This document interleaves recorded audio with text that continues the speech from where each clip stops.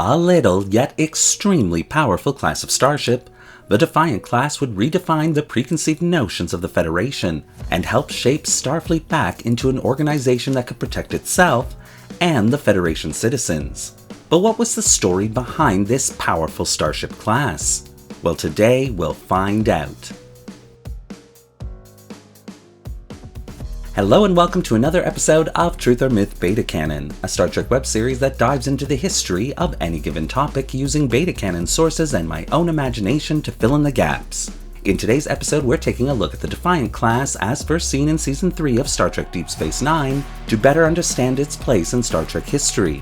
When I started this channel many Vulcan moons ago, I hadn't really settled on the standards that the videos of this channel would follow, and as a result, many of my older videos, though ripe with great information, are just unwatchable due to poor video and/or audio quality.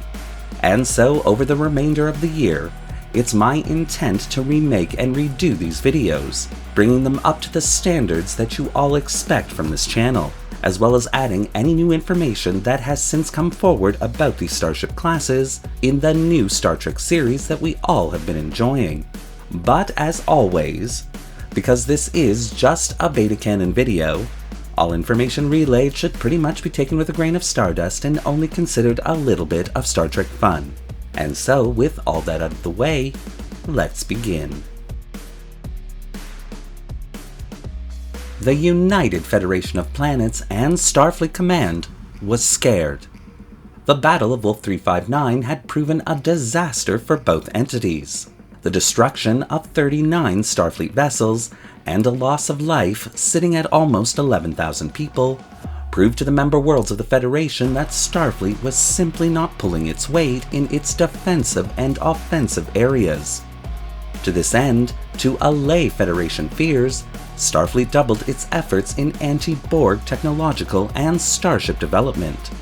Commander Elizabeth Shelby, who had been instrumental in helping the Enterprise D stop the invasion of the Federation by the Borg Collective, was reassigned as head of the Counter-Borg Task Force, and as such immediately began to redeploy Starfleet's resources into projects she felt had the best chance of being successful in deterring any future Borg encounters. Many of the projects currently on Starfleet's to-do list had begun after the Enterprise D's first encounter with the Borg in System J25.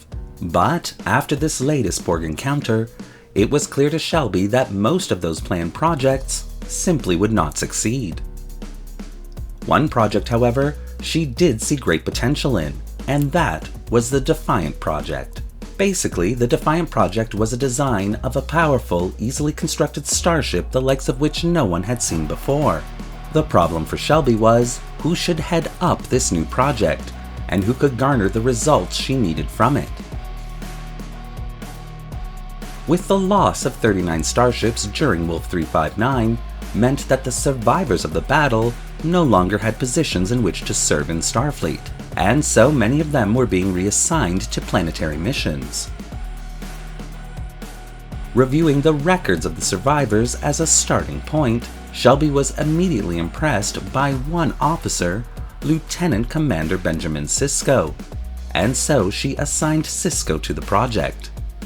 For all the urgency and blustering of Starfleet after the Enterprise's first encounter with the Borg, very little had actually been achieved within the project itself. Reviewing all of the anti-Borg technological projects as well as its successes and failures, Sisko made some preliminary decisions on what this new class would include.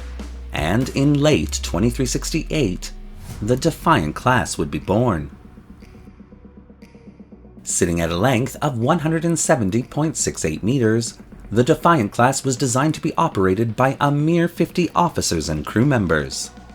The first technological inclusion decided by Benjamin Sisko was a brand new style of warp core, one that, although smaller, was believed to have in excess of a 300% increase in output when compared to the warp cores currently in use on the Galaxy class of Starfleet starships. As a result, the Defiant Class would have a standard safe cruising speed of warp factor 6, with an emergency maximum speed of warp factor 9.5 4 12-hour increments. Tactically, the Defiant class would have the standard weaponry arsenal of both phaser array emitters as well as torpedo launching systems, including what would become known as the phaser cannon system. This new weapon could fire intense bursts of phaser energy, which would have devastating consequences for the enemy vessel that was being targeted by the class. Also, the Defiant class's torpedo launching systems would be modified to allow for this starship design to fire the newly developed quantum torpedoes, as well as the standard photon torpedoes of the time.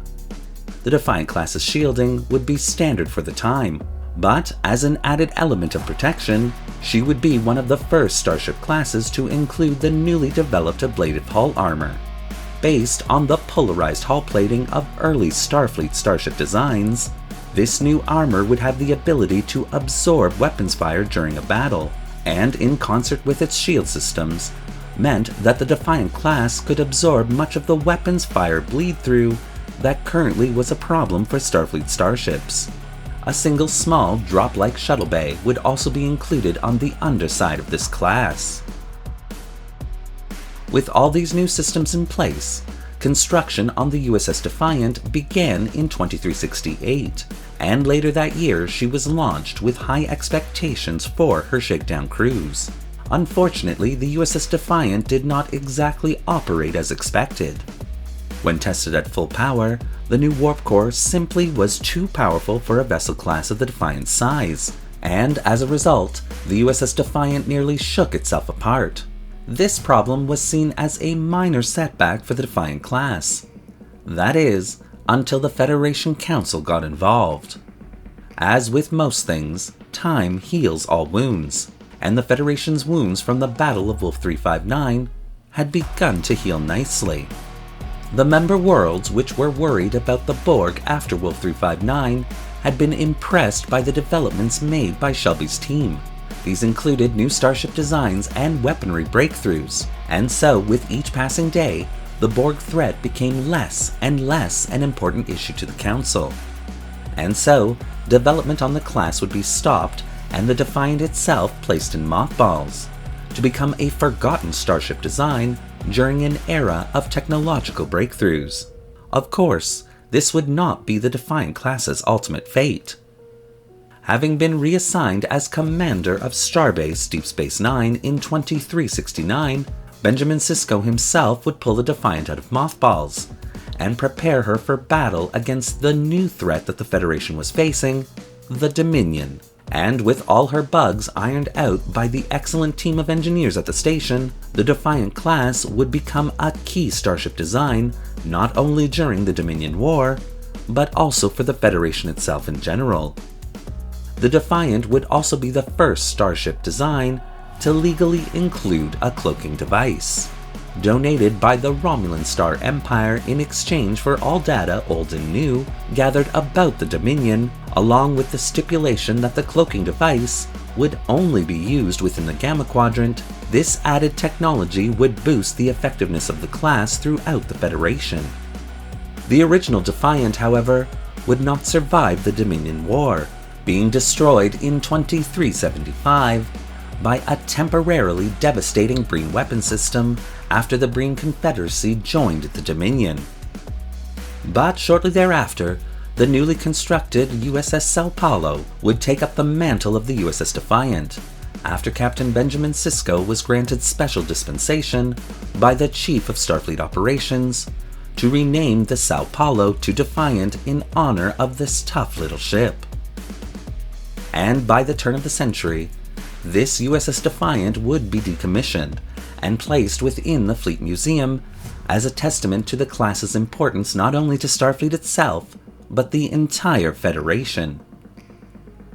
Created to be the ultimate little battleship, the Defiant class would live up to its namesake, stubbornly vanquishing much larger foes regardless of its smaller size, earning this class its heroic place in Starfleet history. Thank you for watching today's episode of Truth or Myth Beta Canon.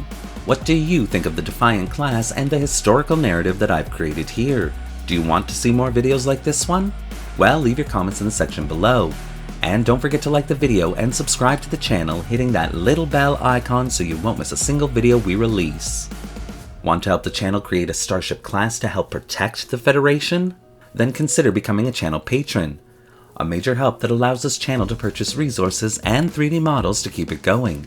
The link to our Patreon account is in the description below.